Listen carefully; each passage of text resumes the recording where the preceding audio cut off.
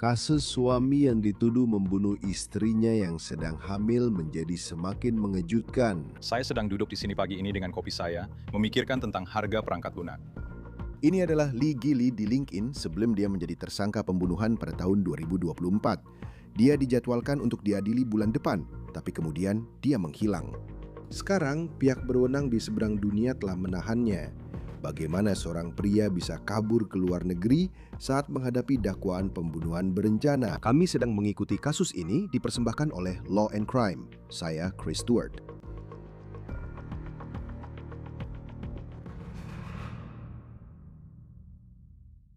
Tidak banyak terdakwa yang menghadapi dakwaan pembunuhan berencana yang bisa mempersiapkan persidangan dari rumah. Sepertinya Lee Gili tidak akan bisa menikmati kemewahan itu lagi setelah apa yang diduga baru saja dia lakukan. Pihak berwenang telah menahannya di Italia. Dan saya akan memberitahu Anda sebentar lagi apa yang dia katakan kepada pihak berwenang ketika mereka menghentikannya di Milan. Kita juga akan membahas sedikit tentang beberapa bukti baru yang telah dipaparkan jaksa dalam beberapa minggu terakhir terhadap ayah ini yang kini diduga menjadi pembunuh. Tapi sebelum saya membahas semua itu, saya ingin memberi Anda gambaran tentang kasus ini dan apa yang dituduhkan kepada pria ini. Jadi ini adalah Lee dan istrinya Krista. Ini sepertinya adalah pagi Natal beberapa tahun lalu. Media sosial menunjukkan bahwa pasangan ini menikah sekitar tahun 2017 dan mereka tampaknya memiliki banyak hal baik dalam hidup mereka. Sejujurnya, Lee tampaknya memiliki banyak hal baik dalam hidupnya. Mereka tinggal di rumah yang bagus di Houston dan menurut LinkedIn, Lee bekerja di industri perangkat lunak. Seperti yang Anda tahu, kami adalah konsultan perangkat lunak. Dan saya baru saja melalui proses membantu seorang teman memilih vendor perangkat lunak. Di rumah, pasangan itu juga dikabarkan memiliki 2 anak dan mereka sedang menantikan anak ketiga pada tahun 2024. Namun kemudian, pada 7 Oktober 2024, segalanya berubah. Polisi Houston mengatakan mereka dipanggil ke rumah pasangan itu sekitar pukul 11.30 malam. Panggilan itu awalnya dilaporkan sebagai bunuh diri atau overdosis. Lee mengaku menemukan istrinya Krista tidak sadarkan diri. Dia dibawa ke rumah sakit dan dinyatakan meninggal dunia. Bukan hanya kehilangan nyawanya, tapi dia juga kehilangan anak yang belum lahir. Krista sedang hamil 9 minggu saat meninggal dunia. Lee adalah orang yang diduga menelpon 911 dan dia diduga mengatakan bahwa istrinya sudah tidur 3 jam sebelum dia, lalu dia masuk ke kamar mereka dan saat itulah dia menemukannya. Dokumen pengadilan menyatakan bahwa dia mengatakan kepada dokter bahwa istrinya tidak punya kecenderungan bunuh diri dan bukan pengguna narkoba. Sepertinya dia mengaku tidak tahu apa yang terjadi pada istrinya. 2 anak pasangan itu yang masih kecil, mereka juga berada di rumah saat semua ini diduga terjadi ketika ibu mereka kehilangan nyawanya. Sekarang, meskipun polisi mengatakan Lee mengaku tidak tahu apa yang terjadi, pihak berwenang sekarang mengatakan kebenarannya. Diduga, kenyataannya lebih mengerikan daripada yang bisa dibayangkan siapapun. Dokumen pengadilan menunjukkan bahwa luka-luka Krista diduga sesuai dengan tanda-tanda pencekikan. Dokumen juga menunjukkan bahwa Lee diduga mengakui bahwa pasangan itu telah bertengkar pada malam saat Krista meninggal. Sekarang, pasangan ini tampaknya memiliki pernikahan yang sempurna. Namun jaksa menuduh bahwa Lee memiliki perilaku yang sangat mengkhawatirkan dalam beberapa tahun sebelum pembunuhan Krista, serta pada hari-hari di sekitar kematiannya. Kita akan membicarakan hal itu sebentar lagi. Tapi saya ingin membahas apa yang terjadi setelah Krista meninggal. Lee ditangkap 5 hari kemudian dan polisi menjeratnya dengan tuduhan pembunuhan berencana. Ini dia saat pertama kali muncul di pengadilan di Houston pada tahun 2024 menurut KHOU TV. Seorang hakim menetapkan jaminan sebesar $1 juta. Sekarang itu memang jumlah uang yang sangat besar, tetapi Lee mampu membayarnya dengan jaminan dari pihak penanggung pada bulan yang sama dengan dugaan pembunuhan istrinya. Lee telah bebas dari penjara sejak saat itu, tetapi dia diwajibkan untuk mengenakan alat pemantau GPS. Sekarang, bagaimana dia dilaporkan bisa keluar dari Amerika Serikat bulan ini dan pergi ke Italia, itu adalah bagian besar dari cerita ini, dan itu melibatkan alat pemantau GPS tersebut. Dan tunggu saja sampai saya memberitahu Anda apa yang katanya dia sampaikan kepada pihak berwenang di Milan ketika dia sampai di sana. Dokumen pengadilan sekarang juga mengungkapkan apa yang sebenarnya terjadi dalam pernikahan yang tampak sempurna itu selama beberapa tahun sebelum kematian Krista. Bulan lalu, jaksa mengajukan dokumen yang memaparkan beberapa bukti yang mereka rencanakan untuk digunakan dalam persidangan Lee yang akan datang. Dan di dalamnya terdapat beberapa tuduhan mengejutkan. Jaksa mengatakan pada bulan Maret 2024, sekitar 6 bulan sebelum kematian Krista, Lee diduga memposting di Reddit bahwa dia, kutip, bosan dengan pernikahannya. Dan pria ini, yang sekarang berusia 39 tahun, menginginkan seorang perempuan seusia mahasiswa untuk hubungan teman tapi mesra. Kemudian jaksa menuduh bahwa pada hari-hari sekitar dugaan pembunuhan istrinya, pada 7 Oktober, hari dugaan pembunuhan Krista, Lee membeli sebuah SUV Kia Telluride baru tanpa sepengetahuannya. Ingat, saat itu pukul 11.30 malam. Malam itu, polisi Houston dipanggil ke rumah mereka. Lalu pada tanggal 6, yaitu sehari sebelum pembunuhan Krista, jaksa mengatakan bahwa dua teman melihat Lee di sebuah bar lokal di Houston dan tampaknya mereka percaya bahwa dia bertingkah aneh karena menurut mereka dari percakapan mereka dengannya di bar itu, Lee menyebut putranya yang masih kecil dengan istilah kasar untuk orang-orang yang gay. Lalu sehari sebelumnya, anggota keluarga mengatakan Lee bertingkah aneh di sebuah pesta yang mereka hadiri. Tapi kemudian kita benar-benar perlu membahas perilaku Lee setelah dugaan pembunuhan Krista, yang sebenarnya bisa digunakan jaksa sebagai pertanda atas apa yang baru saja dia lakukan, yaitu melarikan diri sebelum persidangannya. Pada tanggal 8 Oktober, sehari setelah pembunuhan Krista, jaksa mengatakan bahwa Lee mengaku dirinya dijebak dan menjadi sasaran. Dia juga mengaku perlu meninggalkan negara itu menurut jaksa. Lee diduga mengaku bahwa dia perlu melakukannya demi menjaga dirinya sendiri. Sekarang mari kita lanjut ke tanggal 10 Oktober. Para saksi mengatakan bahwa Lee mengaku dia perlu meninggalkan Houston dan kali ini dia mengatakan ingin kembali ke kampung halamannya di Carolina Selatan. Jaksa mengatakan dan dia ingin kembali pada tanggal 12 yang merupakan hari yang sama saat dia ditangkap. Jaksa juga mengatakan bahwa Lee tidak membiarkan anak-anaknya berbicara dengan keluarga Krista. Namun mungkin kisah paling memberatkan yang jaksa katakan ingin mereka gunakan selama persidangan berasal dari tahun 2023. Jaksa menuduh pada tahun 2023, Lee berselingkuh dengan seorang wanita di San Diego. Lalu jaksa mengatakan antara bulan April dan Mei 2025, jadi ingat ini terjadi saat dia bebas dengan jaminan, dituduh membunuh istrinya yang sedang hamil. Lee menghubungi wanita yang sama yang diduga menjadi selingkuhannya dan mereka mengatakan dia membicarakan rencana untuk melarikan diri ke Meksiko atau ke tempat lain di dunia. Lee diduga mengatakan bahwa dia bisa melepas alat pelacak GPS-nya. Dia juga diduga berbicara dengan wanita yang diduga menjadi selingkuhannya tentang pernikahan dan mendapatkan identitas baru. Dia diduga menanyakan kepada wanita ini apakah dia tahu identitas Meksiko yang bisa dia dapatkan untuk membantunya keluar dari negara ini. Jaksa menulis.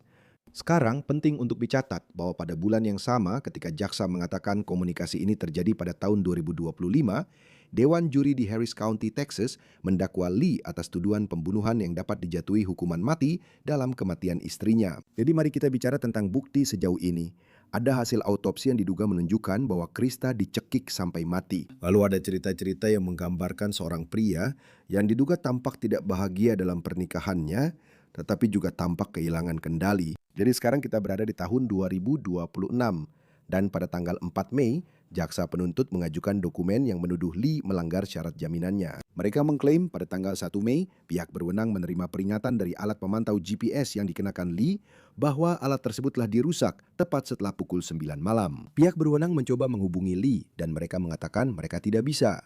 Hari ini kami berbicara dengan pengacara Lee. Namanya Dick DeGuerin. Dia adalah seorang pengacara pembela terkenal yang pernah menangani beberapa klien kontroversial dalam karirnya seperti Robert Durst yang mungkin Anda ingat sebagai subjek dari dokumenter True Crime HBO The Jinx. DeGuerin mengatakan kepada kami bahwa Lee Gilley diduga meninggalkan negara itu. Pertama melarikan diri ke Kanada dan kemudian terbang ke Milan, Italia. Dan di sanalah Lee Gilley saat ini ditahan.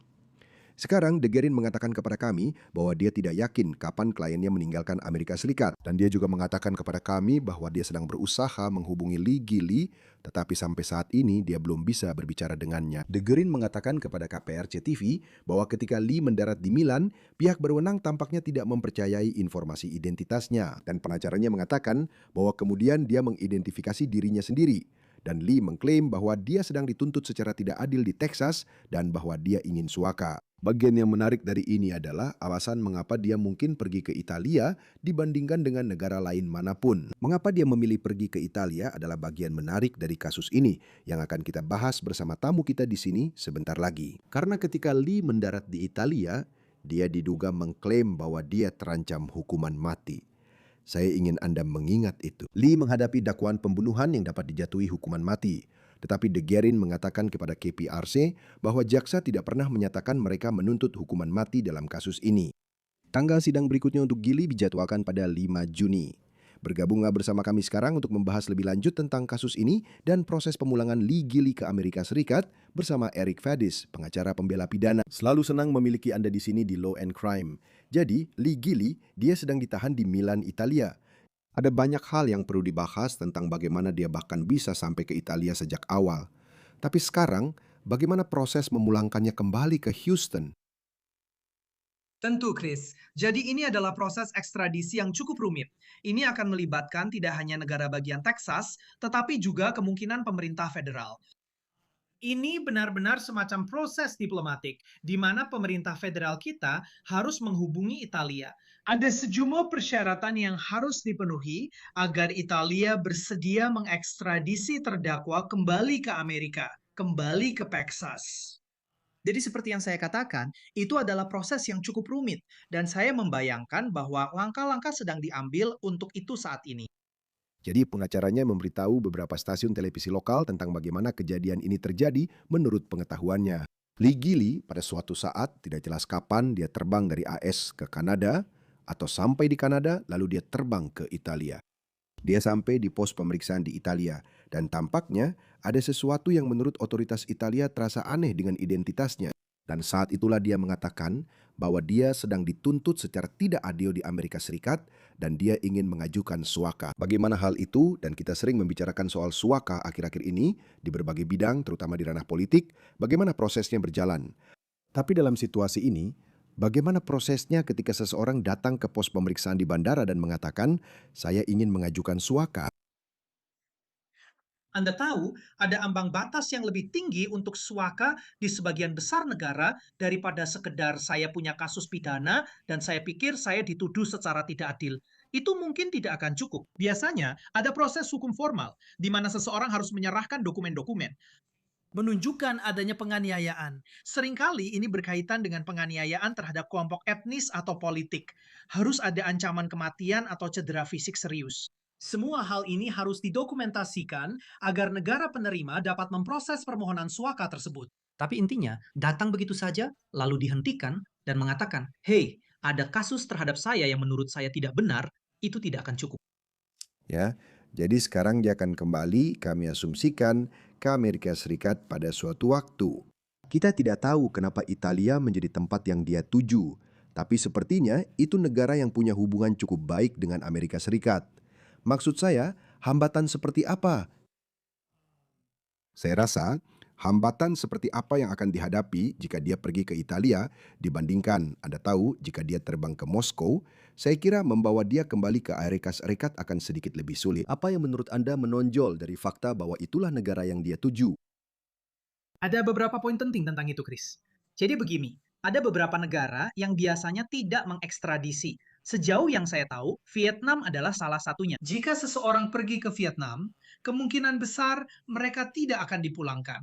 Alasan saya pikir dia memilih Italia adalah karena mereka memiliki syarat dalam hal ekstradisi, di mana jika seseorang menghadapi hukuman mati, maka Italia mungkin akan jauh lebih enggan untuk mengekstradisi orang tersebut. Dan menurut pemahaman saya, Italia memerlukan jaminan bahwa meskipun individu tersebut terancam hukuman mati, jaksa penuntut tidak akan menuntut hukuman tersebut. Setelah Italia mendapatkan jaminan bahwa individu yang diekstradisi tidak akan dijatuhi hukuman mati, pemahaman saya adalah mereka akan jauh lebih bersedia untuk melakukan proses ekstradisi tersebut. Dan saya rasa kemungkinan besar mereka akan mengirim terdakwa ini ke Bali. Itu menarik karena saya tahu pengacaranya juga mengatakan bahwa sampai saat ini jaksa di Texas belum mengatakan apakah mereka akan menuntut hukuman mati dalam kasus ini atau tidak. Dia menghadapi dakwaan capital murder. Hampir seperti pada titik ini, jika dia benar-benar khawatir tentang hukuman mati, ini bisa menjadi sesuatu yang menguntungkan baginya karena dia benar-benar berhasil sampai ke Italia. Mungkin, dan seperti yang saya katakan, saya rasa itulah alasan dia mungkin memilih Italia. Saya sudah membaca beberapa laporan tentang kasus ini. Kesan saya adalah jaksa tidak akan menuntut hukuman mati, meskipun tuduhannya secara teori bisa dikenakan hukuman mati. Jika jaksa pada dasarnya menulis surat yang mengatakan, "Hei Italia, kami tidak akan menuntut hukuman mati bagi orang ini." Saya rasa itu mungkin sudah cukup untuk mengatasi hambatan terkait hukuman mati tersebut. Tapi jika ini adalah kasus hukuman mati dan mereka menuntut hukuman mati, orang ini mungkin punya lebih banyak jalan keluar dan kemungkinan besar dia akan tetap di Italia. Tapi menurut saya dalam situasi seperti ini, Itu tidak mungkin terjadi. Ya, tidak. Itu memang dinamika yang menarik. Dan sebelum kita membahas bagaimana hal ini bisa berpengaruh pada persidangan yang akan datang, dan bagaimana semua ini berjalan ke depannya, bagaimana dia bisa pergi dari sana, karena jika Anda menghadapi tuduhan seperti yang dia hadapi, dia jelas memiliki alat pelacak GPS yang dia lepas. Apakah kamu terkejut kalau aku memikirkan soal pos pemeriksaan? Dan bahkan jika dia berhasil masuk ke Kanada, aku tidak tahu apakah dia mengemudi ke Kanada. Kita memang belum tahu soal bagian itu, tapi dia berhasil, kamu tahu, melewati perbatasan, entah bagaimana, keluar dari Texas, lalu sampai ke Italia. Tidak ada peringatan apapun sepanjang perjalanan, sampai akhirnya dia punya identitas yang tampak agak mencurigakan bagi orang-orang di Italia saat dia sampai di sana. saya terkejut, Chris, bahwa dia tidak dihentikan sebelum itu. Saya terkejut dia bisa sampai ke luar negeri, ke tanah air saya di Italia.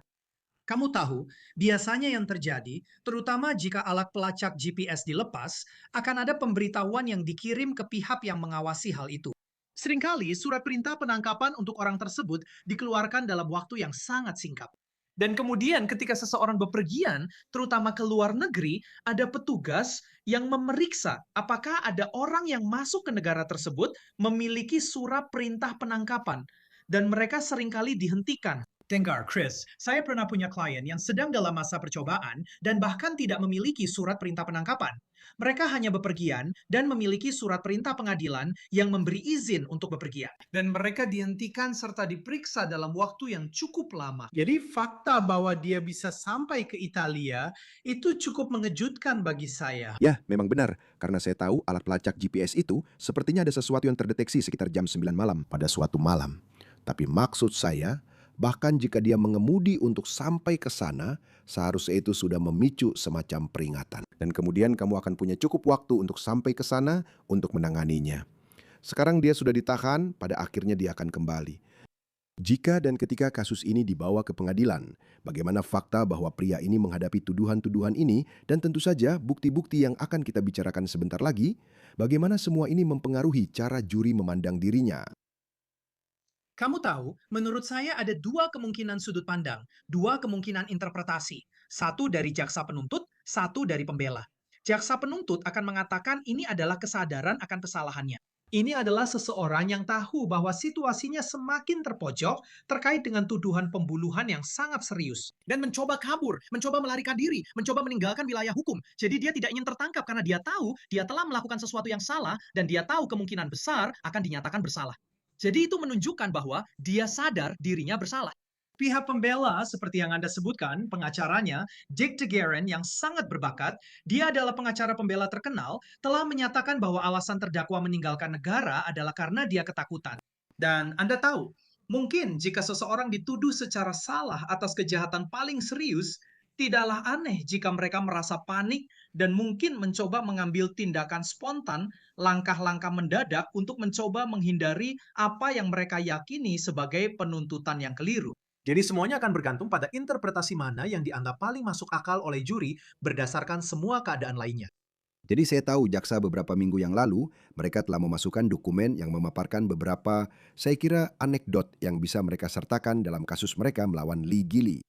Dan sepertinya, setidaknya dari apa yang dikatakan jaksa sejak awal, dia sudah berpikir untuk keluar dari kota. Kamu tahu, hanya 1 atau 2 hari setelah itu, dia sudah membuat beberapa komentar tentang mungkin melarikan diri dari Texas, kembali ke Carolina Selatan, atau pergi, kamu tahu, ke negara lain. Dan kemudian, tentu saja, pada tahun 2025, tepat saat dia didakwa atas hal ini, dia berbicara dengan wanita yang diduga selingkuhannya tentang mungkin ke Meksiko, mungkin ke tempat lain. Bagaimana semua itu berkaitan dengan fakta bahwa dia diduga benar-benar meninggalkan negaranya? Kamu tahu, kalau aku jaksa, itu adalah hal-hal kecil yang akan aku tunjukkan kepada juri di persidangan karena itu menunjukkan apa yang ada di pikiran orang ini. Dan dari sudut pandang jaksa, seperti yang sudah aku katakan, itu menunjukkan bahwa dia sadar dirinya bersalah. Ini adalah seorang pria yang tahu dia bersalah. yang berusaha menghindari konsekuensi akhir, yaitu dipenjara seumur hidup. Dan dia rela mengambil tindakan ekstrim seperti melarikan diri dari yurisdiksi, meninggalkan negaranya, dan mempertimbangkan beberapa negara lain. Saya rasa ketika juri melihat hal itu, mereka lebih mungkin menyimpulkan bahwa orang ini merasa dirinya bersalah dan berusaha melarikan diri dibandingkan dengan berpikir bahwa orang ini benar-benar dipersekusi dan dituduh secara salah. Dan itulah alasan mereka melakukannya. Ada hal lain yang bisa dia lakukan jika dia memang dituduh secara salah, seperti menyajikan pembelaan yang meyakinkan. Dan dalam hal pembelaan itu, ya dia memang memiliki pengacara terkenal. Ini adalah seseorang yang sudah pernah menangani kasus seperti ini sebelumnya. Ketika Anda memiliki, dan saya pikir dalam dunia true crime, ketika orang-orang mendengar ada tuduhan perselingkuhan dan beberapa hal yang Anda baca di dokumen itu, banyak orang di kolom komentar akan berkata, itu dia. Maksud saya sama sekali tidak tahu apakah dia melakukannya. Dia tentu saja dianggap tidak bersalah.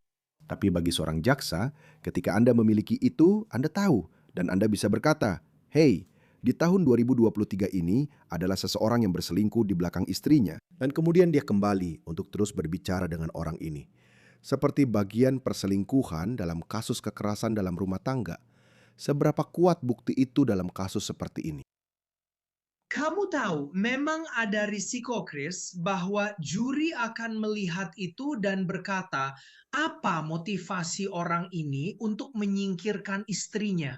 Nah, mungkin motivasinya adalah dia ingin bersama orang lain. Dan alih-alih bercerai, alih-alih berpisah, alih-alih mengambil langkah yang lebih tradisional, dia justru mengambil tindakan yang ekstrim. Saya rasa juri mungkin akan melihat itu dan berkata, hey, itu berkaitan dengan motif. Itu memberi pria ini alasan untuk menyingkirkan istrinya karena dia ingin bersama orang lain. Tentu saja ada argumen tandingan untuk itu, tapi saya rasa ada risiko juri akan melihatnya seperti itu. Karena juga ketika Anda membaca dakwaan, Anda tahu para dokter percaya bahwa ini adalah seorang wanita yang dicekik sampai mati. Dan ternyata ada bukti medis dan autopsi yang akan menunjukkan hal itu.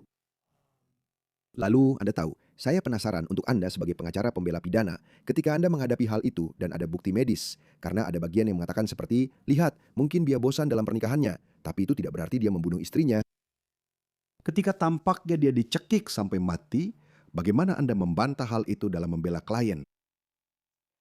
Anda tahu, satu hal yang perlu diperhatikan adalah bahwa jaksa penuntut memiliki ahli mereka sendiri dan mereka berbicara dengan orang-orang ini. Terkadang mereka memiliki hubungan pribadi dengan orang-orang ini dan para ahli ini tidak selalu 100% netral. Seringkali mereka memiliki kepentingan terhadap hasil akhirnya. Seringkali mereka mungkin memiliki sudut pandang tertentu dalam melihat bukti-bukti tertentu dan itu mempengaruhi interpretasi mereka. Pencekikan itu hanyalah opini. Itu adalah opini dari satu ahli medis. Tapi pihak pembela tidak jarang mereka menyewa ahli forensik soal pencekikan mereka sendiri. Bahkan mungkin melakukan otopsi sendiri. Untuk melakukan penyelidikan mendalam. Dan berkata, tunggu sebentar. Pendapat pertama soal pencekikan itu salah karena alasan X, Y, dan Z. Jadi menurut saya, ketika orang mendengar laporan pemeriksa medis ini, mereka langsung menganggapnya sebagai kebenaran mutlak. Itu pasti fakta medis. Dan itu belum tentu benar. Ya, maksud saya, bahkan menurut saya, situasinya sangat-sangat berbeda. Jeffrey Epstein, contoh utama dari kamu tahu, dalam beberapa kasus, mereka akan mengatakan satu hal terjadi, tapi kemudian, kamu tahu, yang lain akan berkata, oh, saya tidak mau membahas itu lebih jauh. Kamu tahu, jangan membahas itu terlalu jauh hari ini. Dia dijadwalkan untuk diadili. Saya sedang melihat KPRC di Houston. 8 Juni adalah tanggal sidang terbaru yang ditetapkan. Fakta bahwa dia ada di Italia dan kamu memikirkan proses ekstradisi untuk kembali, mungkin ada hambatan-hambatan yang sekarang muncul karena apa yang dia lakukan. Maksud saya, menurutmu seperti apa garis waktunya ke depan? Ya, pertanyaan yang bagus. Kamu tahu, yang ingin dilihat Italia adalah mereka ingin melihat dokumen pengaduan yang mencantumkan dakwaannya. Mereka juga ingin melihat afidavit yang menunjukkan adanya dasar yang cukup. Mereka ingin ada jaminan bahwa orang ini, bahwa ada bukti yang signifikan terhadap orang ini. Kamu tahu, seringkali dalam ekstradisi, jika tidak ada dasar yang cukup menurut negara penerima, jika negara penerima berkata, hey, saya tidak berpikir ada bukti yang cukup mendukung penuntutan ini, itu bisa membuat ekstradisi jauh lebih sulit. Jadi, pemerintah harus menyediakan materi-materi tersebut. Italia harus meninjaunya. Mereka harus membuat aturan logistik untuk memindahkan seseorang yang ditahan, didakwa dengan pembunuhan, kembali ke negara lain. Saya rasa kita berbicara soal beberapa minggu. Apakah ini akan menyebabkan penundaan tanggal sidang? Saya pikir ada kemungkinan besar itu akan terjadi. Dan terakhir, saat dia ditangkap, polisi menjeratnya dengan tuduhan pembunuhan tingkat paling berat. Dia menjalani sidang pengadilan pertamanya. Jaminan ditetapkan sebesar $1 juta, lalu dia mengajukan jaminan melalui penjamin sebesar $1 juta dan dia bisa keluar. Mengetahui hal itu, maksud saya, seberapa umum seorang terdakwa pembunuhan tingkat paling berat benar-benar bisa bebas selama dia sudah bebas. Maksud saya tahu sekarang jaminannya sudah dicabut, dan kamu tahu ketika kamu melarikan diri ke luar negeri, itu mengubah segalanya. Tapi secara umum, tampaknya mengejutkan bahwa seseorang yang menghadapi tuduhan seperti itu bisa menghabiskan waktu di rumah dengan pemantau GPS daripada berada dalam tahanan pra-persidangan. Itu cukup jarang terjadi, Chris. Kamu tahu, di Colorado, tempat saya biasanya berpraktek, hakim berwenang untuk tidak memberikan jaminan sama sekali ketika tuduhan pembunuhan tingkat tertinggi telah dijatuhkan. Jadi fakta bahwa hakim memberikan jaminan dan orang ini tampaknya punya sumber daya untuk membantu penjamin mengajukan jaminan itu cukup jarang terjadi untuk bisa menghadapi tuduhan pembunuhan dari luar tahanan. Tapi seperti yang kamu bilang, semua itu akan hilang. Jaminannya akan dicabut. Dia akan berutang banyak sekali uang kepada penjamin jaminan. Selain itu, dia kemungkinan besar akan didakwa melanggar syarat-syarat jaminan. Selain itu, ini adalah fakta yang bisa dibilang menunjukkan kesadaran akan rasa bersalah. Dia justru membuat masalahnya semakin besar yang harus dia coba atasi ketika persidangan ini dimulai. Dan sebenarnya, kamu menyampaikan poin yang bagus. Seharusnya itu menjadi salah satu pertanyaan pertama saya. Jadi dia mengajukan jaminan melalui penjamin ini. Seperti bagaimana fakta bahwa dia kemudian melarikan diri diduga memengaruhi situasi keuangan dari bagaimana seluruh sistem itu bekerja. Benar sekali. Jadi biasanya cara kerjanya, Chris, adalah misalnya dalam kasus ini, ada jaminan $1 juta. Terdakwa pergi ke penjamin dan berkata, "Hei, saya tidak bisa menyetorkan jaminan $1 juta ini. Bisakah Anda membantu saya menyetorkan jaminan ini?" Benjamin berkata, "Hei, kami butuh setidaknya 20% dari itu, yaitu $200.000." Terdakwa memberikan uang itu kepada penjamin. Terdakwa berjanji bahwa mereka akan hadir di setiap sidang pengadilan berikutnya, karena itulah yang pada dasarnya dijanjikan penjamin kepada hakim. Jadi ketika syarat itu dilanggar, jaminan tersebut dicabut. Penjamin kemungkinan kehilangan uang itu dan harus mencoba mendapatkannya kembali secara pribadi dari terdakwa, yang sepertinya kemungkinan besar tidak akan pernah berhasil. Jadi ini benar-benar kekacauan besar. Dan orang ini tidak akan pernah diberikan jaminan lagi jika kasus ini entah bagaimana kembali bergulir. Dia akan berada di balik jeruji besi untuk waktu yang lama. Dan bahkan pelanggaran terhadap syarat jaminan biasanya juga membawa hukuman penjara yang berat. Ya, Anda menyebutkan fakta bahwa dia pergi ke Italia, dan itu mungkin akan mengakhiri semua pembicaraan tentang jaminan di masa depan. Eric Fedis, pengacara pembela pidana. Senang membahas kasus ini dengan Anda. Terima kasih sudah hadir di sini. Selalu senang. Itu saja untuk acara On The Case yang dipersembahkan oleh Law and Crime. Ikuti kami di YouTube dan Spotify. Kami juga streaming di Peacock. Saya Chris Stewart, sampai jumpa di lain waktu.